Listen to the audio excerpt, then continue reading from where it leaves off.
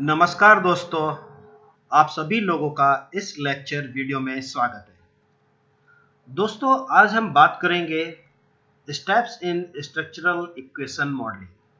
कहने का मतलब है कि जब हम कोई भी स्ट्रक्चरल इक्वेशन मॉडलिंग को कंडक्ट करते हैं तो उसमें कौन-कौन से स्टेप्स हमें फॉलो करने हैं। तो दोस्तों, जब हमें स्ट्रक्चरल इक्वेशन मॉडलिंग को परफॉर्म करना है तो उसमें हमें कुछ स्टेप्स फॉलो करने हैं कि जैसे हम देख रहे हैं कि जो पहला स्टेप है एक्सप्लेन इंडिविजुअल कंस्ट्रक्ट। सबसे पहले हमें जो हमारे इंडिविजुअल कंस्ट्रक्ट है उसको एक्सप्लेन करना है, उसको हमें डिफाइन करना है, क्योंकि एक ही स्ट्रक्चरल मॉडल में 4, 5, 6 कंस्ट्रक्ट हो सकते हैं। डिपेंड करता है कि हम कौन सी थ्योरी को यूज कर रहे हैं, किस मॉडल को हम ले रहे हैं।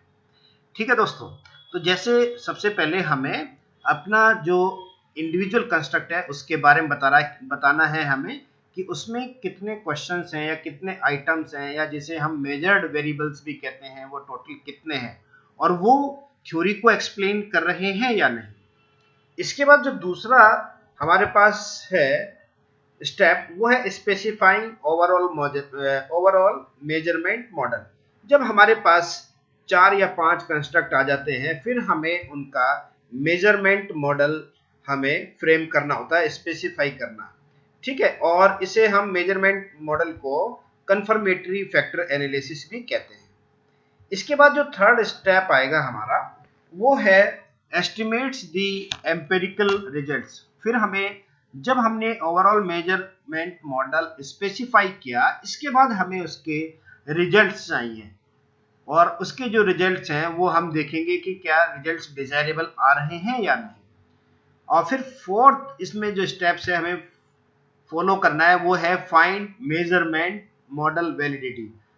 मेजरमेंट मॉडल की वैलिडिटी हमें एसेस करनी है, और वैलिडिटी चेक करने के भी कई सारे तरीके हैं। गुडनेस ऑफ फिटनेस हमें देखनी होती है, जिसके बेसिस पर हम कहेंगे कि हमारा जो मेजरमेंट मॉडल है वो फिट है या नहीं है।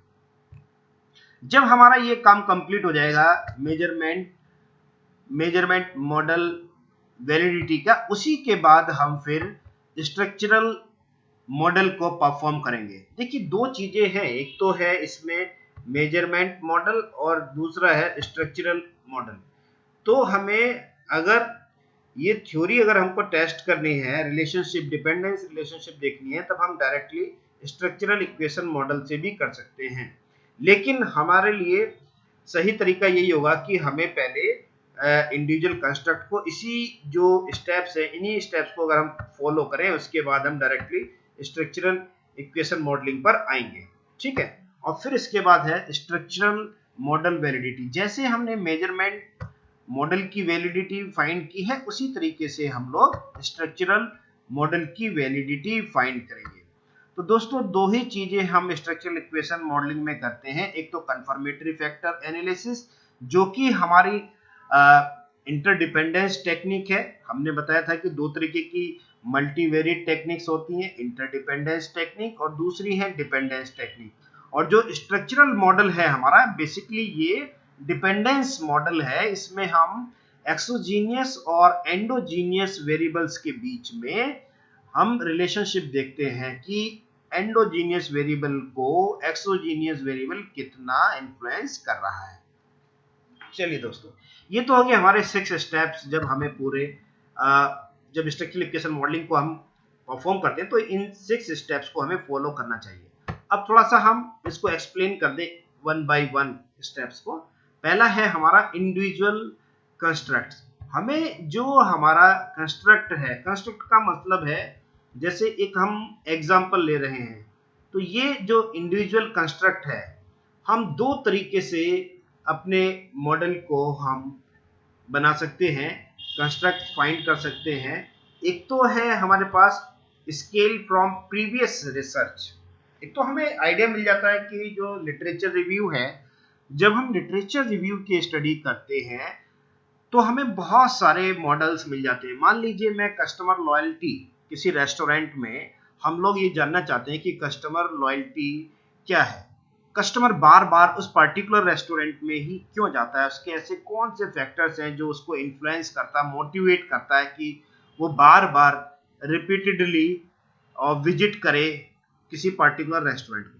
तो जब हम उसकी स्टडी करेंगे कस्टमर लॉयल्टी की, तो लिटरेचर रिव्यू से हमें बहुत सारे मॉडल्स मिलेंगे और उससे हमें आइडिया मिलेगा कि कस्टमर की लॉयल्टी हम कैसे मेजर करें। तो इसमें जो फर्स्ट स्टेप है ये इंडिविजुअल कंस्ट्रक्ट। इंडिविजुअल कंस्ट्रक्ट जैसे ये अभी हमने एक मॉडल लिया है कस्टमर लॉयल्टी को मेजर करने के लिए, तो कुछ फैक्टर्स हैं जो उसको इन्फ्लुएंस करते हैं। जैसे एक तो इंटीरियर या वहाँ का एम्बियंस कैसा है रेस्टोरेंट का, दूसरा है लैंडस्केपिंग, बाहर से कैसा दिख रहा है, फिर स्टाफ कैसा है इसका, और फिर फाइनली हम लोग कस्टमर लॉयल्टी मेजर करते हैं। तो इस तरीके से ये हमारे पास 4 इंडिविजुअल कंस्ट्रक्ट हो गए। पहला ambience, second landscaping, third staff और फोर्थ कस्टमर लॉयल्टी। तो अलग अलग जो हमारे रिसर्चर्स हैं वो कई बार इस कंस्ट्रक्ट का नाम भी डिफरेंट रख सकते हैं, और जो इसमें नंबर ऑफ वेरिएबल्स हैं, मेजर्ड वेरिएबल्स, इनको कम या ज्यादा भी कर सकते हैं वो अपने स्टडी के अकॉर्डिंग। और ये जो कंस्ट्रक्ट है एम्बियंस, ये इसमें जो भी 3 या 4 जितने भी वेरिएबल्स हैं, ये वेरिएबल्स बताना चाहिए इन वेरिएबल्स को, या इस वेरिएबल से यही सेंस निकलेगा कि ये एम्बियंस के बारे में बता रहा है। बेसिकली ये जो कंस्ट्रक्ट है हमारा, ये जो इंडिविजुअल कंस्ट्रक्ट है, ये सब लेटेंट कंस्ट्रक्ट है। लेटेंट कंस्ट्रक्ट या अनऑब्जर्व्ड कंस्ट्रक्ट है, इन्हें हम डायरेक्टली मेजर नहीं करते, इन्हें हम मेजर्ड वेरिएबल्स के थ्रू, जैसे फैक्टर एनालिसिस में 3 या 4 क्वेश्चंस को हम क्लब करके उससे सेंस क्या निकल रहा है, उससे हम लेटेंट वेरिएबल क्रिएट करते हैं, बनाते हैं। तो अभी जो है हमने अपने इस मॉडल में 4 हमने कंस्ट्रक्ट लिए हैं, और हम ये जो तीनों वेरिएबल्स हैं, मेजर्ड वेरिएबल्स या मैनिफेस्ट वेरिएबल्स भी हम इनको कहते हैं, ये थ्योरेटिकल सपोर्ट करना चाहिए हर एक इंडिविजुअल कंस्ट्रक्ट को। ये नहीं कि हमने नाम एम्बियंस रख दिया और इसके अंदर जो वेरिएबल्स हैं वो उसके बारे में, एम्बियंस के बारे में बता ही नहीं रहे हैं। तो थ्योरी को, हर एक कंस्ट्रक्ट को हमें थ्योरी सपोर्ट करना चाहिए। लैंडस्केपिंग एक हमने दूसरा कंस्ट्रक्ट लिया है, इसमें जो हमने लिया है 3 वेरिएबल्स लिए हैं, स्टाफ के लिए भी हमने 3 वेरिएबल्स लिए, और ऐसे ही कस्टमर लॉयल्टी के लिए भी हमने 3 वेरिएबल्स लिए। तो हमारा जो सबसे पहले जो इंडिविजुअल कंस्ट्रक्ट है, जो भी हम मॉडल फ्रेम कर रहे हैं, लिटरेचर रिव्यू से जो प्रीवियस रिसर्चेज हुई है उसी से हमें सारी चीजें मिलेंगी कि अलग अलग ऑथर ने, अलग अलग रिसर्चर ने ये स्किल या इंस्ट्रूमेंट कैसे डेवलप किया है। क्योंकि जरूरी नहीं है कि हम एक ही ऑथर के या रिसर्चर के सारे इंस्ट्रूमेंट या सारे कंस्ट्रक्ट लें। हो सकता है हम एम्बियंस और लैंडस्केपिंग जो है हम एक रिसर्चर से लें जिन्होंने काम किया और थ्योरेटिकली सपोर्टेड है वो सारी चीजें, दूसरे जो आइटम्स हैं वो हम दूसरे रिसर्चर के जो काम है उससे भी ले सकते हैं, और फाइनली हम अपना मॉडल क्रिएट कर सकते हैं। तो उसमें 2-3 चीजें होती हैं, या तो हम बिल्कुल एज इट इज मॉडल ले लें और उसको टेस्टिंग कर लें, या हम अपना जो मॉडल बना रहे हैं, हमारा मॉडल जब होगा जब हम उसमें कुछ मॉडिफाइड करेंगे, कुछ चीजें हटा सकते हैं हम या कुछ चीजें हम ऐड कर सकते हैं, तब वो जो हमारा मॉडल होगा वो मॉडिफाइड मॉडल होगा, लेकिन वो भी थ्योरी को सपोर्ट करना चाहिए। तो दोस्तों ये जो इंडिविजुअल कंस्ट्रक्ट है, ये हमें एक तो स्केल फ्रॉम प्रीवियस रिसर्च से हमें मिल जाएगा, और दूसरा जो तरीका है हमारे पास, दूसरा है वो है न्यू स्केल डेवलपमेंट। या तो हम जो ऑलरेडी मेजरमेंट स्केल है, इंस्ट्रूमेंट है, उन्हीं को यूज करें, या नया कोई स्केल डेवलप करें। तो नया स्केल डेवलप करना इतना आसान नहीं होता, और ये नया स्केल डेवलप हम वहां करेंगे जहां पर हमारे पास लिटरेचर रिव्यू बहुत कम है या बहुत स्टडीज इसके ऊपर कम हुई है। उसी केस में हम न्यू स्केल डेवलपमेंट करते हैं, और इसका भी एक लंबा प्रोसेस होता है स्केल डेवलप करने का। ये कोई 2-4-6 दिन या 10 दिन में नहीं होता, इसके लिए कई कई साल लग जाते हैं नया स्केल डेवलप करने के लिए। और फिर उसको प्री टेस्टिंग किया जाता है, उसकी वैलिडिटी चेक की जाती है, उसकी रिलायबिलिटी चेक की जाती है, कई जगह वो टेस्टेड होगा, उसके बाद फाइनली वो जो न्यू स्केल होगा वो एक्सेप्ट होगा। ठीक है दोस्तों, ये तो हो गया हमारा इंडिविजुअल कंस्ट्रक्ट के बारे में। अब जब हमने मान लीजिए अभी जो कस्टमर लॉयल्टी के लिए हमने ये चार जो हमारे पास कंस्ट्रक्ट है ये आइडेंटिफाई किए कि एम्बियंस, लैंडस्केपिंग एंड स्टाफ, ये तीन हमारे जो हैं ये इंडिपेंडेंट वेरिएबल की तरह, जिसे हम स्ट्रक्चरल मॉडल में एक्सोजीनियस वेरिएबल कहते हैं या एक्सोजीनियस कंस्ट्रक्ट है हमारा ये, और ये हमारा एंडोजीनियस कंस्ट्रक्ट। ठीक है, तो अभी हम बात कर रहे हैं सेकंड स्टेज में, जब हमारे पास ये चारों के चारों कंस्ट्रक्ट आ गए हैं तब हमें सेकंड स्टेप में measurement, specifying the overall measurement model को हमें स्पेसिफाई करना है। मेजरमेंट मॉडल को जैसे हम कहते हैं, इसे हम कंफर्मेटरी फैक्टर एनालिसिस भी कहते हैं। और हमें कोई भी स्ट्रक्चरल मॉडल जो फाइनल हमें टेस्ट करना है तो उससे पहले हमें जो कंफर्मेटरी फैक्टर जो मॉडल है हमारा कंफर्मेटरी फैक्टर एनालिसिस वो जरूर परफॉर्म करना चाहिए, उसके रिजल्ट्स जरूर हमारे सही होने चाहिए, तभी हम आगे फर्दर स्ट्रक्चरल मॉडल को टेस्ट कर सकते हैं। अगर ये मॉडल हमारा मेजरमेंट मॉडल ही हमें सही रिजल्ट नहीं देता फिर हम इसमें चेंज करेंगे, कुछ हम कंस्ट्रक्ट को चेंज कर सकते हैं या कुछ हम जो इसमें आइटम्स हैं या क्वेश्चंस हैं उनको हम चेंज कर सकते हैं। तो दोस्तों ये जो सेकंड स्टेप है हमें स्पेसिफाई करना है। स्पेसिफाई करना का मतलब कि ये हमें मेजरमेंट मॉडल क्रिएट करना, और ये कोवेरिएंस के बेसिस पर होगा। यहाँ पर चार कंस्ट्रक्ट्स हैं, एम्बियंस, लैंडस्केपिंग, स्टाफ और कस्टमर लॉयल्टी। ये तीन क्वेश्चंस हैं। एम्बियंस को जो बता रहे हैं A1, A2, A3, और ये एरर टर्म है हमारे पास। ऐसे ही लैंडस्केपिंग के भी 3 क्वेश्चंस हैं, ये देखिए अभी हमने 3 क्वेश्चंस को शो किया है, ये देखिए। जैसे एम्बियंस के 3 क्वेश्चंस हैं, पहला है interior of the restaurant is good, nice music play in the restaurant, pleasant surround the restaurant. ऐसे ही लैंडस्केपिंग के भी हमारे पास 3 क्वेश्चंस हैं, सभी के 3 हमारे पास क्वेश्चंस हैं। ये देखिए A1, A2, A3, L1, L2, L3, ये हमने शॉर्ट फॉर्म में इनका नाम रख दिया है। तो हमें ये अपना जब इंडिविजुअल कंस्ट्रक्ट हमारे पास आ जाए और उसमें यूनिडायमेंशनलिटी होनी चाहिए। यूनिडायमेंशनलिटी का मतलब है कि ये जो तीन हमारे पास मेजर्ड वेरिएबल्स हैं या क्वेश्चंस हैं, ये केवल एम्बियंस के बारे में बताए, ये नहीं कि ये लैंडस्केपिंग के बारे में भी बता रहा है, या ये जो लैंड L1 वाला है ये इसकी हाई कोरिलेशन हमारा एम्बियंस के उसमें भी आ जाए।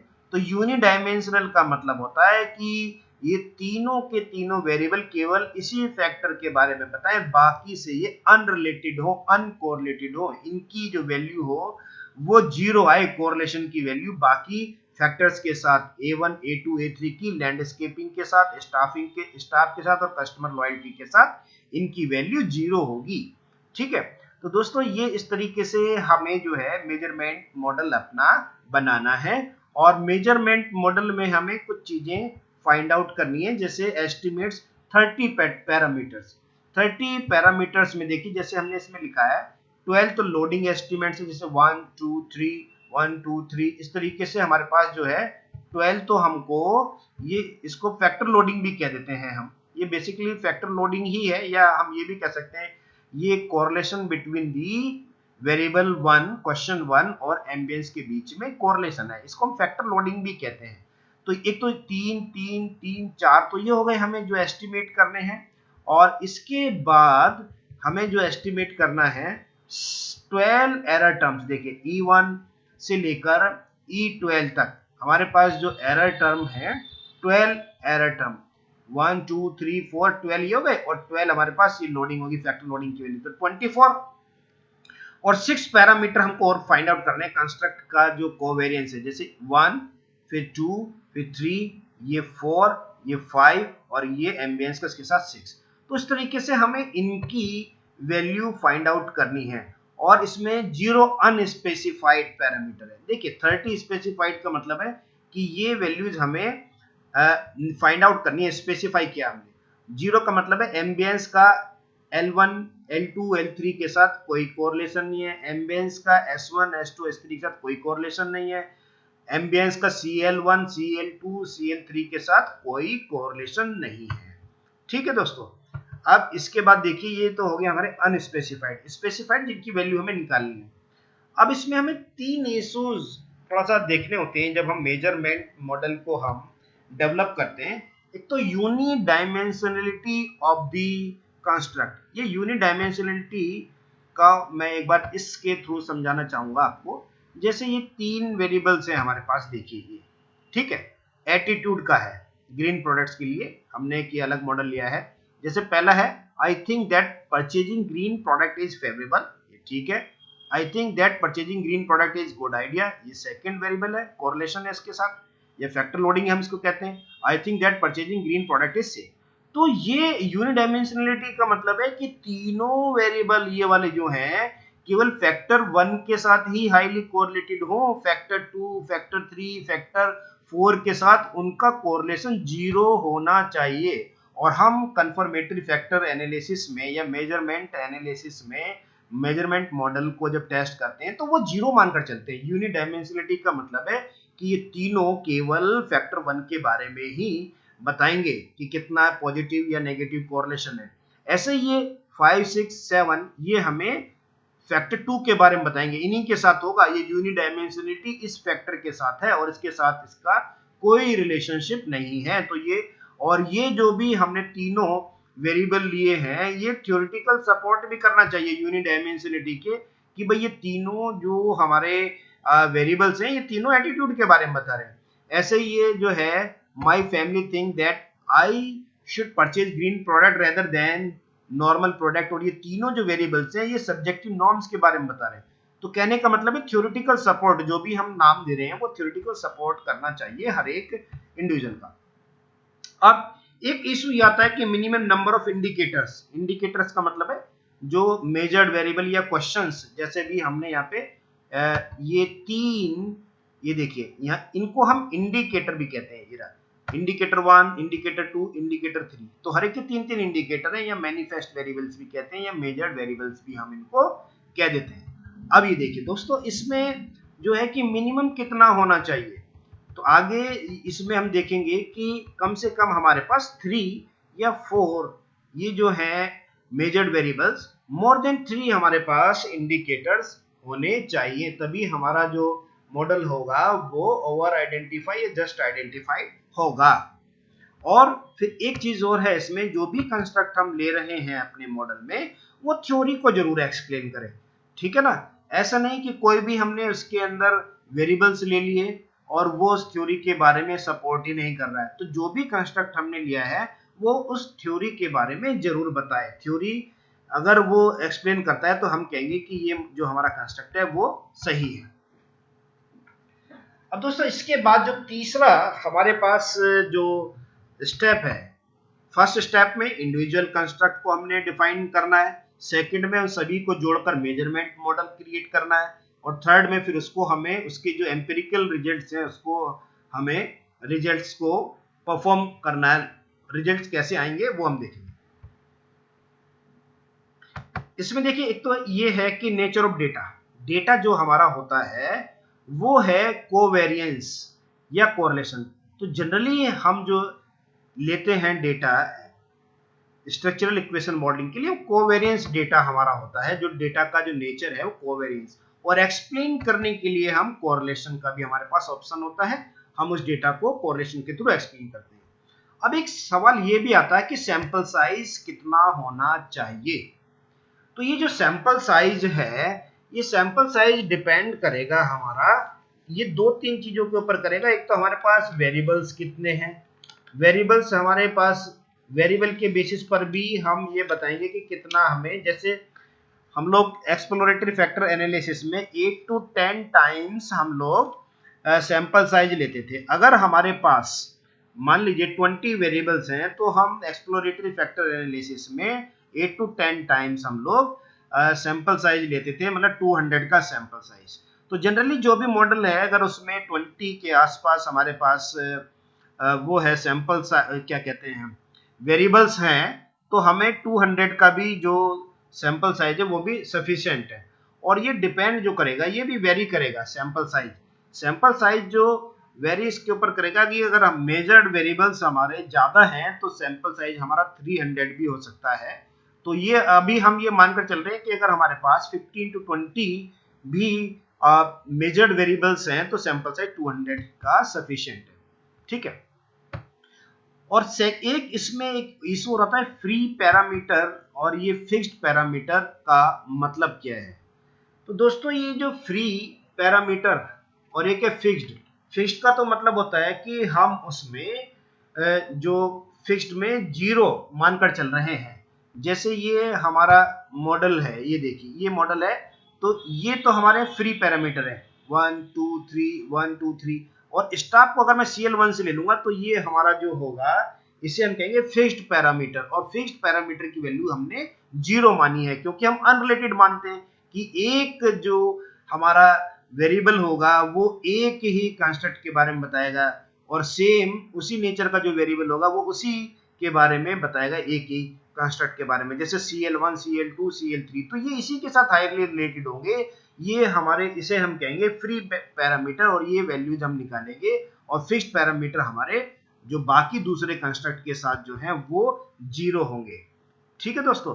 तो इस तरीके से ये जो है हमारे पास फ्री पैरामीटर और फिक्स्ड पैरामीटर ये हम देखते हैं अपने मॉडल में कि हमें कितने फिक्स्ड पैरामीटर फाइंड आउट करने हैं। तो जैसे भी हमने अभी अपना ऊपर मॉडल लिया तो उसमें से हमें 30 फिक्स्ड पैरामीटर फाइंड आउट करने हैं, जिसमें 12 तो हमारी फैक्टर लोडिंग की वैल्यू है, 12 एरर टर्म की वैल्यू है और 6 कोवेरिएंसेस की वैल्यू है। तो इस तरीके से हमारे पास 30 पैरामीटर को हमको फाइंड आउट करना है। फिर दोस्तों इसमें एस्टिमेशन टेक्निक, जैसे हम रिग्रेशन में OLS की हम बात करते हैं, ऑर्डिनरी लीस्ट स्क्वायर, तो इसमें हम ये टेक्निक यूज नहीं करते। इसमें हम स्ट्रक्चरल इक्वेशन मॉडलिंग में मैक्सिमम लाइक्लीहुड एस्टिमेशन टेक्निक हम यूज करते हैं। इसके रिजल्ट्स ज्यादा बेटर होते हैं। वैसे तो हमारे पास और भी कई टेक्निक्स होती हैं एस्टिमेशन की, लेकिन जनरली हम लोग मैक्सिमम लाइक्लीहुड टेक्निक जो है वो हम यूज करते हैं।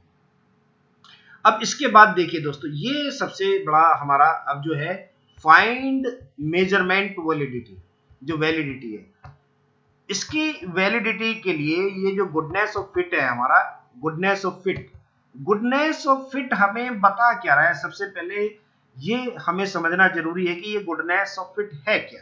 जब कभी भी हम अपने मेजरमेंट मॉडल की वैलिडिटी को असेस करते हैं तो उसमें गुडनेस ऑफ फिट हम मेजर करते हैं। दो चीजें होती हैं, एक तो गुडनेस ऑफ फिट और एक होती है बैडनेस ऑफ फिट।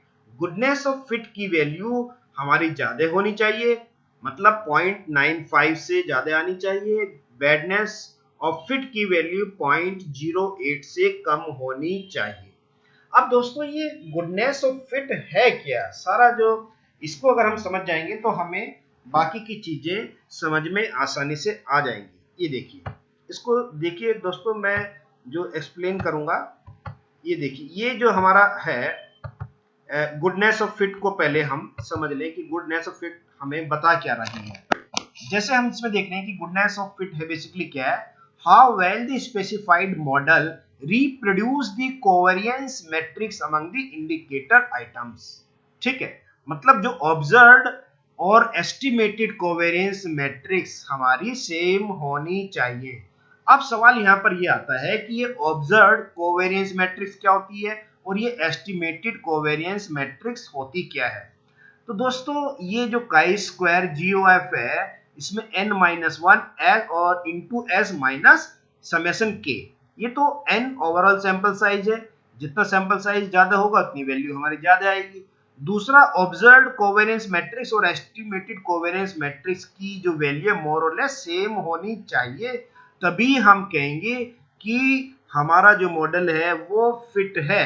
अगर मतलब कहने का मतलब काई स्क्वायर टेस्ट जब हम यूज करते हैं नल हाइपोथेसिस में तो हम ये मानकर चलते हैं कि कोई डिफरेंस नहीं है, और अल्टरनेट हाइपोथेसिस में कहते हैं कि सिग्निफिकेंट डिफरेंस है क्योंकि p वैल्यू 0.05 से कम होती है।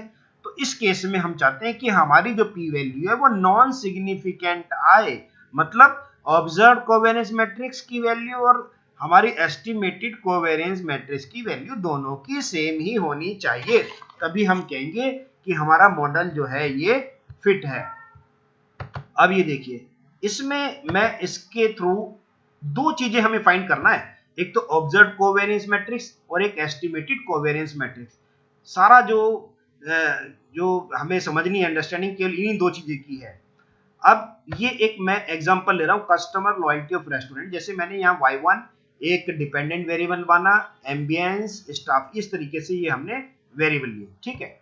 अब हमने एक ऐसे ही हाइपोथेटिकल डेटा लिया और इस हाइपोथेटिकल डेटा से देखिए इसको हम समझेंगे। 1 मिनट का अगर हम थोड़ा समय देंगे इसको समझने के लिए तो हम इसको आसानी से समझ सकते हैं। ये देखिए, ये हमने एक एग्जांपल लिया, ऐसे ही हाइपोथेटिकल है जिसमें observed and estimated covariance matrix हमने फाइंड किए। y1 की हमने 5 ऑब्जर्वेशन लिए, एक रेस्पोंडेंट ने 1 कहा, दूसरे ने 4 कहा, ये 5 में से हमने पॉइंट दिए इनको। तीसरे ने 0 का मतलब अच्छा नहीं है और 5 का मतलब एक्सीलेंट। ऐसे ही ये जो है x1 हमारा वेरिएबल और एक x2, ये हमने एम्बियंस ले लिया और x2 हमने लिया है स्टाफ। तो इनके तीनों की वैल्यू आ गई।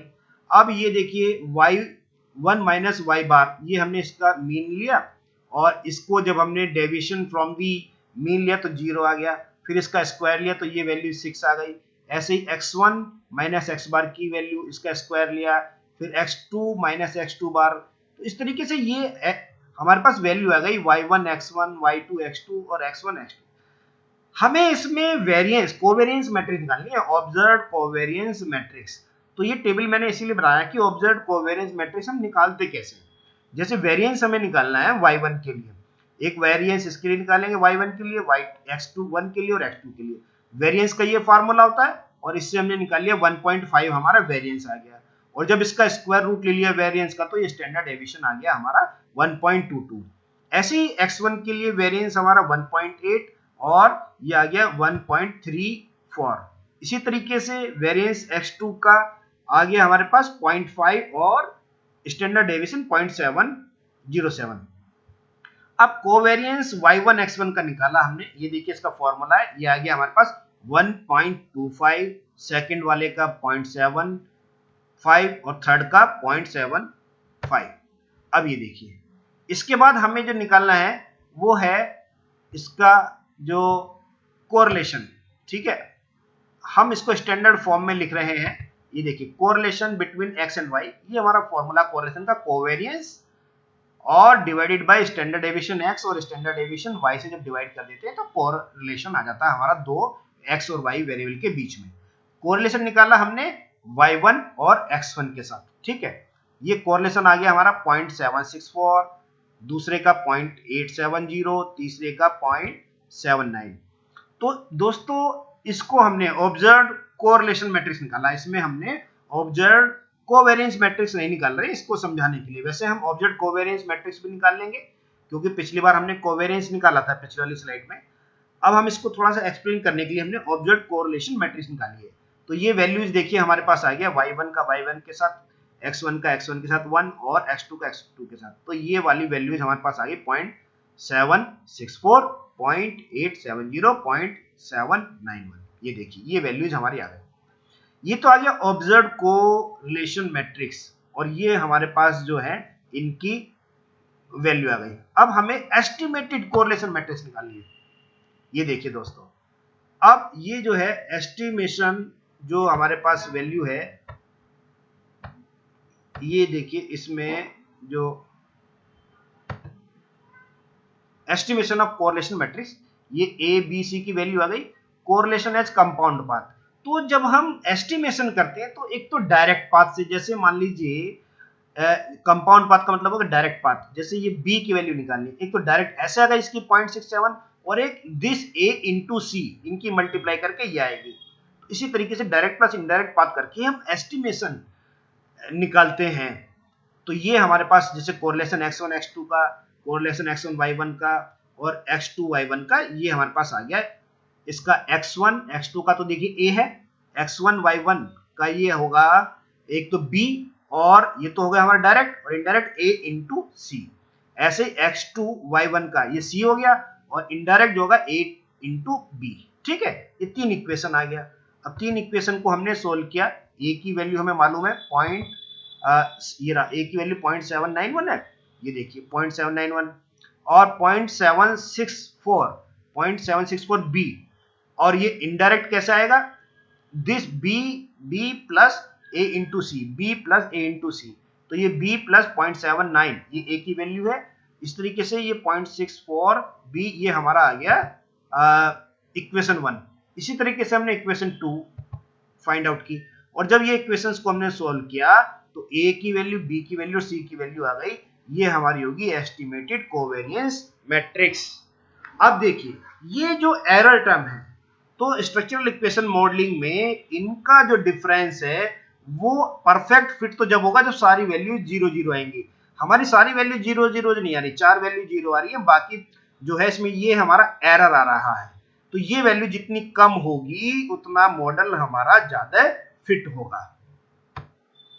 ठीक है दोस्तों, तो इस तरीके से जो हमने ये अपना ये निकाला है गुडनेस ऑफ फिट में कि ऑब्जर्व्ड फ्रीक्वेंसी जो ऑब्जर्व्ड है हमारी, और एस्टिमेटेड मतलब ऑब्जर्व्ड कोवेरिएंस मैट्रिक्स और एस्टिमेटेड कोवेरिएंस मैट्रिक्स का डिफरेंस कम होना चाहिए, तभी हम कहेंगे कि मॉडल हमारा फिट है।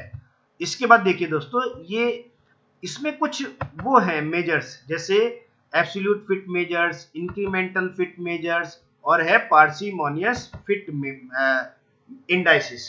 तो दोस्तों इसको भी हमें समझना पड़ेगा कि इनका मतलब क्या है, कि ये एब्सोल्यूट फिट मेजर्स का मतलब क्या है।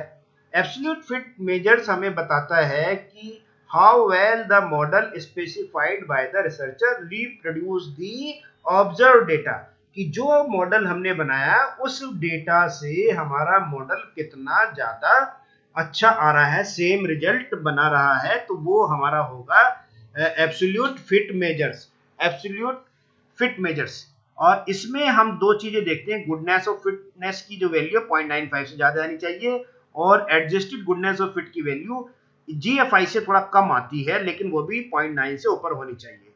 इसके साथ साथ बैडनेस ऑफ फिट की वैल्यू 0.808 से कम आनी चाहिए, तभी हम कहेंगे कि मॉडल हमारा फिट है। तो हम लोग क्या करते हैं कि एक वैल्यू एब्सोल्यूट फिट मेजर से ले लेते हैं, एक इंक्रीमेंटल फिट मेजर से ले लेते हैं, एक पार्सिमोनियस से ले लेते हैं, और एक हम अपना बैडनेस ऑफ फिट इंडेक्स से वैल्यू ले लेते हैं, और फिर हम मॉडल की वैलिडिटी चेक करते हैं कि मॉडल हमारा सही है या नहीं है।